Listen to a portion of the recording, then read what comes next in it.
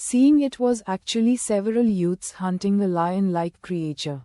Hussein felt God had not abandoned him yet. Taking all his beast souls back and putting the dagger back into his sleeve, Hussein slowly walked toward the youths and said after they killed the creature, "Friends, may I ask where this is?" Quote, the youths that were still thrilled over their kill were startled by Hussein's voice and turned to him with weapons in their hands. After seeing Hussein, who was in rags that were dripping blood, they were suddenly relieved. "Why are you here alone?" asked a young man in beast soul armor, looking at Hussein with some doubt. "I came with some friends and not sure it was good or bad luck. We ran into a flying sacred blood creature and scattered. I'm lucky to be alive," Hussein told half the truth. "A sacred blood creature? Where?" The youths were shocked. "I don't know now. I jumped into the river to escape from it and was carried here by the torrents. If you want to hunt it, you could go to the upstream and try your luck. I'm not sure if it would still be there though."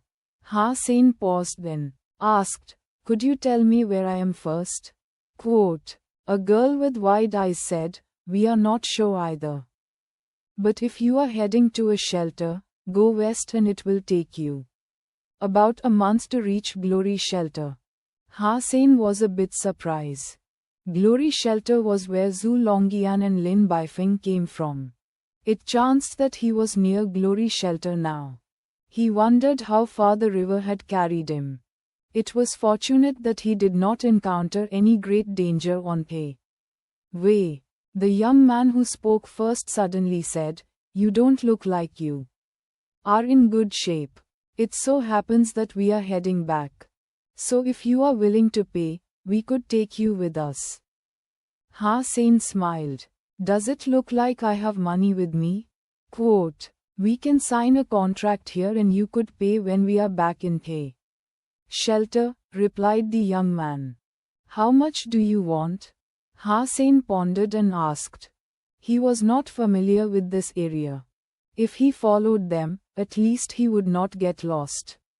100,000, the young man regarded the bow and arrows Hussein was carrying and said, "It looks like you are injured. We can give you some medicine and food meat of primitive creatures." The rest of the youths were a bit shocked by this price, as 100,000 was not a small amount. "Okay, but I would have to pay after we reach the shelter," said Hussein, spreading his hands out. This trip was fruitful enough and it was most important that he could reach a shelter safe and sound. 100,000 was not much for him at this point. It was a shame that he probably would not be able to make it to the ranking rounds of the contest.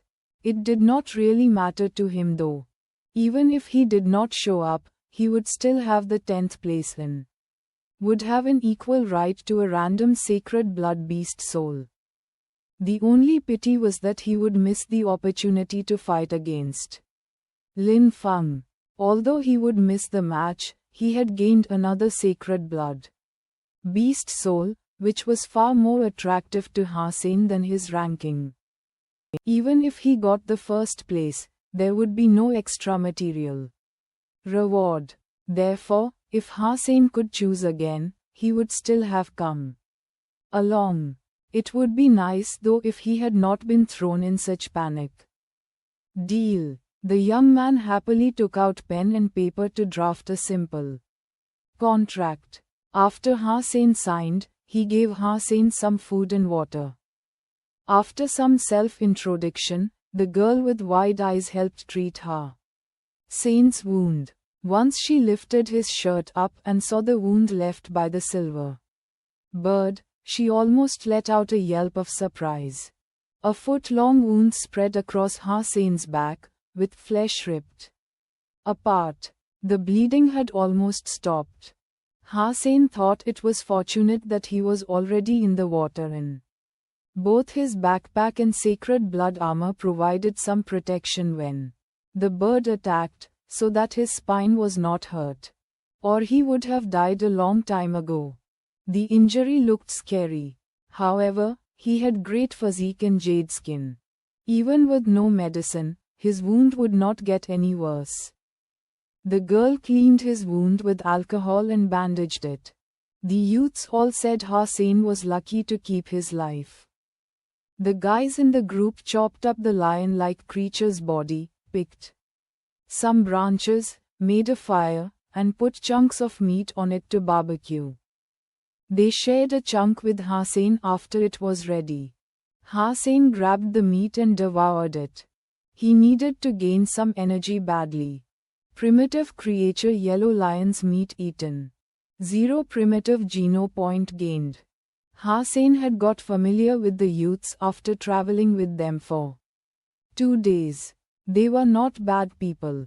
Because they were from humble families and had nothing special about them, they did not make it into some large gangs. Instead, they grouped up to hunt creatures themselves. They did not dare to poke any strong creature for lack of strength. This way there was not much risk involved as they were always picking on primitive creatures that were alone. Their situation was much better than Hussein when he had first entered God's sanctuary, as they were together while he had been alone. But he could still relate to them sometimes. With the medicine and food supplies, Hussein was recovering much faster. With his physique and use of jade skin, his wound was no longer serious. Just a few days later, at the foot of a mountain, they suddenly heard a screeching. Several of them looked up and saw some black figures rushing down from the mountain, terrified. "Run! It's black-tailed monkeys," shouted Zhu Xiangkan, the leader of the youths. Although the black-tailed monkeys were merely of the size of cats. As primitive creatures, they were rather swift and their claws were toxic, and it would be dangerous for one to be scratched by them. Seeing at least a dozen monkeys rushing down, the youths were all shocked. They might be able to cope with 1 or 2 of them, but once they were caught up by the dozen here, it would be hard for any of them to stay alive. Surrounded by mountains, it was almost impossible for them to outrun the monkeys who were used to climb. Suddenly, a trill of the string was followed by a scream of a monkey. The youths turned around and saw a black-tailed monkey was pierced by an arrow in the head and fell to the ground. And the archer was Hussein on the side. "Hussein, let's go. There are too many black-tailed monkeys here and we will be in trouble." If surrounded by them, said Li Xiaogu, the girl with wide eyes. Hastily,